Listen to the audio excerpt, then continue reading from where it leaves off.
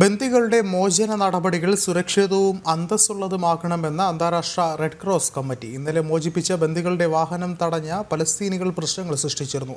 ഇത്തരം സംഭവങ്ങൾ ആവർത്തിക്കരുതെന്നും red cross committee ആവശ്യപ്പെട്ടു. ഇന്നലെ ബന്ദികളുടെ കൈമാറ്റത്തിനിടെ ഖാൻ യൂനിസിൽ റെഡ് ക്രോസ് വാഹനം പാലസ്തീനികൾ തടഞ്ഞിരുന്നു. വാഹനത്തിന് ചുറ്റും പാലസ്തീൻ പ്രതിഷേധക്കാർ സംഘർഷം സൃഷ്ടിക്കുകയും ചെയ്തു. ഇസ്രയേലി ബന്ദികളെ കൊണ്ടുപോകുന്ന വാഹനമാണ് തടഞ്ഞത്. 3 ബന്ദികളെ ഇന്നലെ ഇസ്രയേലിന് കൈമാറിയിരുന്നു. അതിശക്തമായ സൈനിക സുരക്ഷയോടെ ഇവരെ കൈമാറേണ്ടി വന്ന സാഹചര്യം ആശങ്കാജനകമാണ് എന്ന നിലപാടിലാണ് ഇന്റർനാഷണൽ റെഡ് ക്രോസ് കമ്മിറ്റി.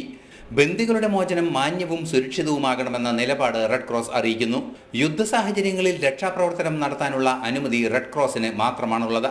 അതുകൊണ്ട് തന്നെ ബന്ദികളെ ആദ്യം റെഡ് ക്രോസിന് കൈമാറി പിന്നീടാണ് ഇസ്രയേലിനെ ഏൽപ്പിക്കുന്നത്. റെഡ് ക്രോസിന്റെ സാന്നിധ്യം ബന്ദികളുടെ മോചനവേളയിൽ അനിവാര്യവുമാണ്. ഇന്റർനാഷണൽ ഡെസ്ക്, ജനം.